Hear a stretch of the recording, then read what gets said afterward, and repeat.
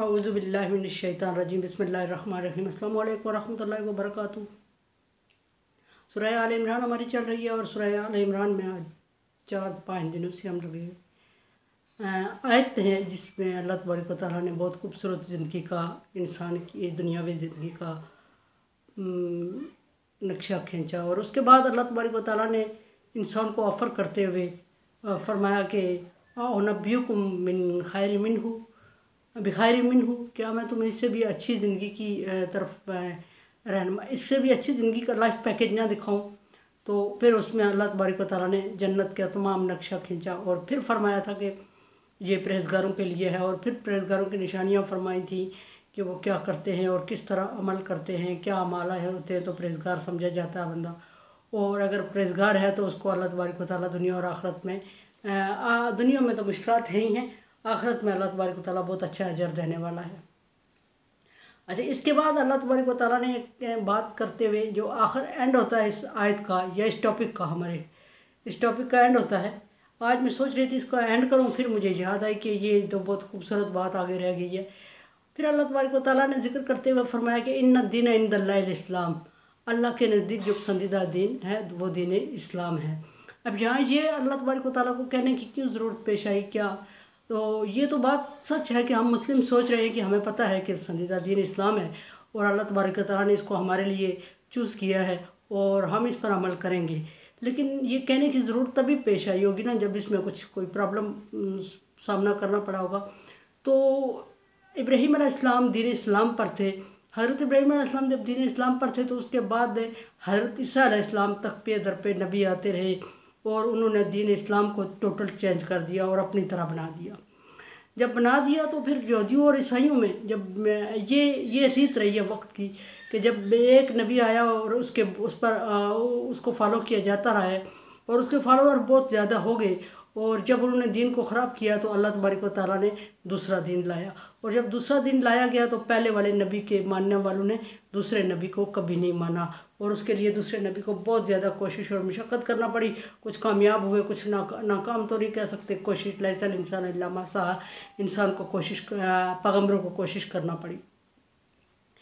फिर यहूदी और ईसाइयों की आपस में लड़ाई शुरू हो गई। जब ईसा अलैहिस्सलाम आए, यहूदी कह रहे थे कि हमसे अल्लाह तबारक व तआला ने वादा किया हुआ कि हम अपने ही नबी को मानेंगे और हमारे बाद जो नबी आएगा वो सच हक नहीं होगा।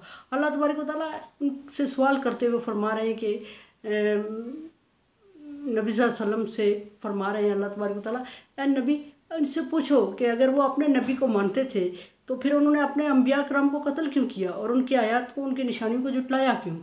तो कालतिल यहूदु लैसतिन नसारा अला शैइन, इस बात का जवाब है ये इन्ना दीन इंदल्लाहिल इस्लाम। कालतिल यहूदु लैसतिन नसारा अला शैइन, यहूदी कहते थे कि ईसाई किसी मज़हब पर नहीं है, ईसाइयों का ये मज़हब सही नहीं है, जो हमारा मज़हब है वो सही है और वो हज़रत इब्राहीम अलैहिस्सलाम से मैच है। वकालतिन नसारा लैसतिल यहूदु अला शैइन, और ईसाई कह रहे थे कि यहूदियों का मज़हब अच्छा नहीं है, असल जो इब्राहीम अलैहिस्सलाम का दीन है वो हमारा दीन है, वो दीन है जिसको हम चला रहे हैं। तो ये इनका झगड़ा आपस में चल रहा था, हालांकि वो एक भी इब्राहीम अलैहिस्सलाम के दीन से मैच नहीं कर रहा था। दोनों ने अपने अपने दीन को तब्दील किया हुआ था।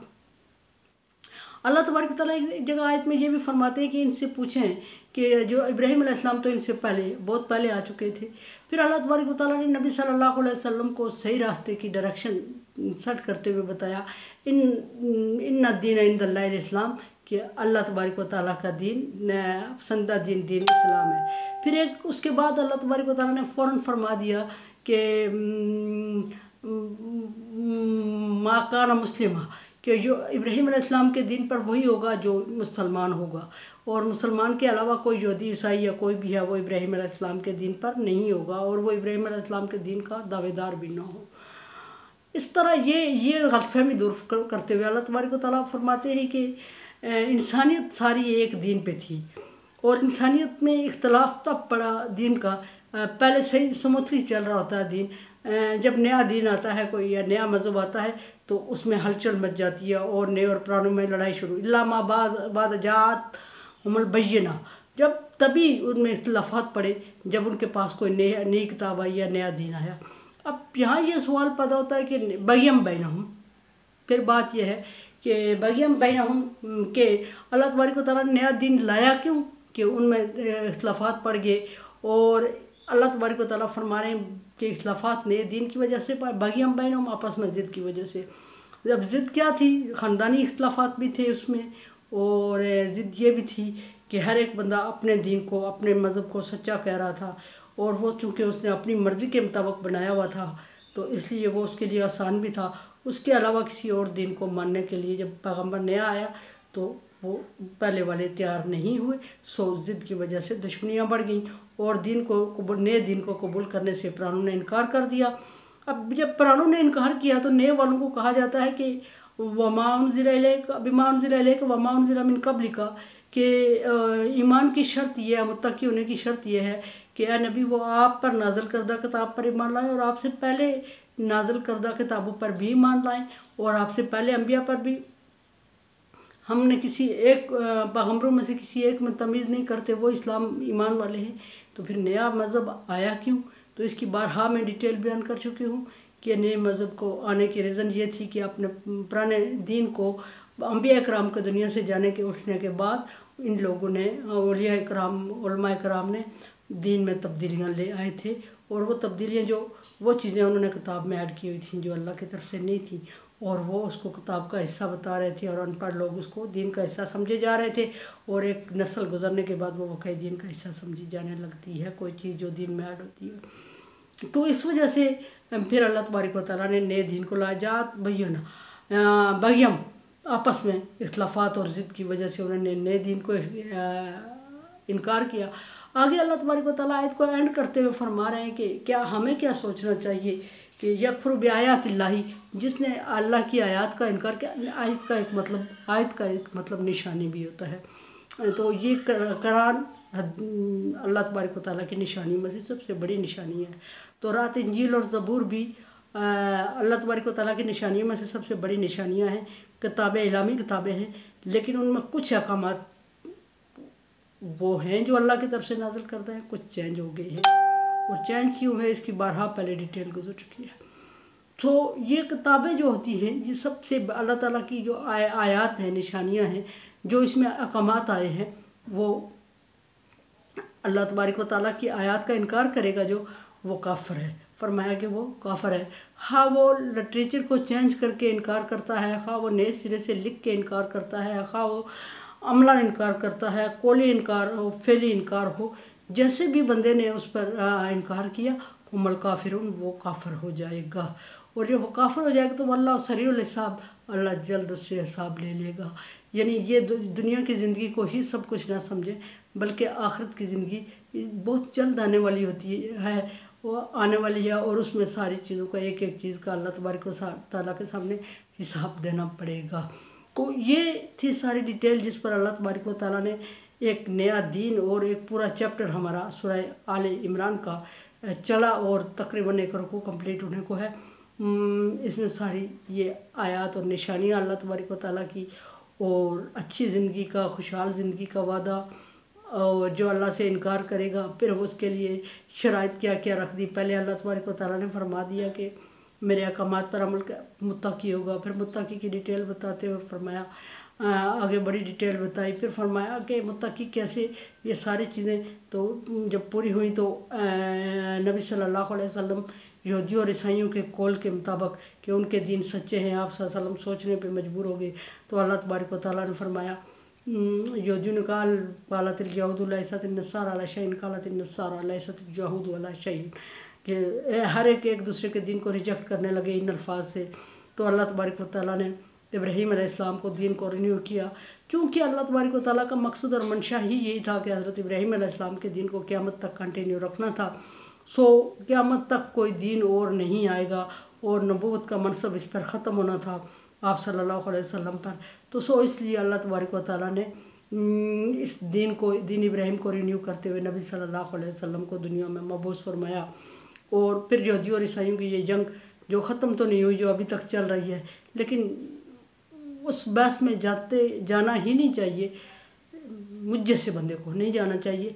बात सिर्फ मुस्लिम की हो रही है कि क्या हम इन्ना दीन इंदल्लाहिल इस्लाम वजीह लिल्लाहि इन्नी वज्जहतु वजीह लिल्लाहि तो मैं अपने चेहरे को अल्लाह की तरफ मुतवज्जे करता हूँ, इस्लाम इसको कहते हैं।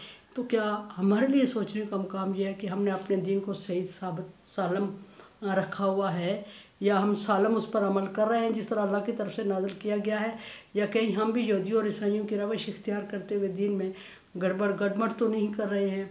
क्या दीन का जो चीज़ें हमारी रवायात, हमारी रवाजात चल रहे हैं, वो हम दीन से सहम समझ रहे हैं? और अगर नहीं समझ रहे हैं तो हम ये समझ रहे हैं कि अगली नस्ल आने वाली हमारे इस दीन, इन रवायात को, हमारे इन आदात को, हमारी इन चीज़ों को दीन का हिस्सा समझेगी। और जब दीन का हिस्सा समझेगी तो फिर हमें क्या करना पड़ेगा उस सूरत में? तो कोशिश किया करें कि दीन के जो मामलात होते हैं उनको बहुत साफ़ सुथरा और बिल्कुल अल्लाह के अहकामात के मुताबिक सही डायरेक्शन पे रखना चाहिए। अगर इसमें एक ज़रा बराबर भी तब्दीली आ जाती है और वो तब्दीली हमें बाज़ार नज़र नहीं आती, लेकिन वो चलते हुए अगली नस्ल तक डेवलप हो जाती है, तो उसमें हम बड़े खसारे में हो जाते हैं कि दीन में वो दीन का हिस्सा समझी जाने लगती है और वो बिदअत हो जाती है। जो दीन में हम चीज़ डालते हैं अपनी तरफ से वो बिदअत है, और कुफ्र और शिर्क के बाद जो गुनाह का दर्जा है वो बिदअत का है। तो हमारी आज थोड़ी सी लापरवाही या थोड़ी सी अना या जिस तरह भी है, वो चीज़ जो हमने दीन का हिस्सा समझी हुई है, जो दीन का हिस्सा नहीं है, तो हमने किसी बड़े से रब्ता नहीं किया, हमने किसी आले इल्म से पूछा नहीं है। हम सिर्फ इस वजह से बैठ गए कि हमारे बाप दादा यही करते आ रहे थे। तो अल्लाह तबारक व तआला फरमाया अफला ताक़िलून, क्या तुम्हें अक्ल नहीं है? क्या आबाहुम ला याक़िलून, क्या उनके बाप दादा अक्ल नहीं रखते थे? तो ये दीन का ताल्लुक़ समझने से भी है कि दीन को तफ़क्कुरून ताक़िलून तदब्बिरून, दीन सिर्फ सुनी सुनाई बात पर अमल करना ही नहीं है। दीन को अपने मेंटल लेवल के मुताबिक सोचें, समझें और फिर उस पर उसको टैली करें, और जहाँ समझ नहीं आई वहाँ अहले इल्म से रब्ता करें, तो फिर जाके दीन सुथरा होता है और उस दीन को आगे चलाना होता है। हर बंदा आलम बन जाता है दीन के मामलात में। छोटी सी बात, बड़ी बात जो भी हम अपने तौर पे बच्चों को या लोगों को एडवाइस करने लगते हैं, और उसमें बहुत सारी गलतफहमियाँ जन्म लेती हैं और बहुत सारी मिस्टेक्स होती हैं जो बाद में जाके बहुत बड़ी हो जाती हैं और दीन को ख़राब करने का सबब बनती हैं। कोरोना वायरस से बचने की एहतियाती तदाबीर इख्तियार करें, खुद भी बचें, दूसरों को भी बचाएं। मेरे लिए दुआ करें, ला खौफुन अलैहिम वला हुम यहज़नून। मेरे चैनल को सब्सक्राइब करें, आपकी मलकियत है, ये आपके लिए चलेगा। और like dislike as you like. Allah.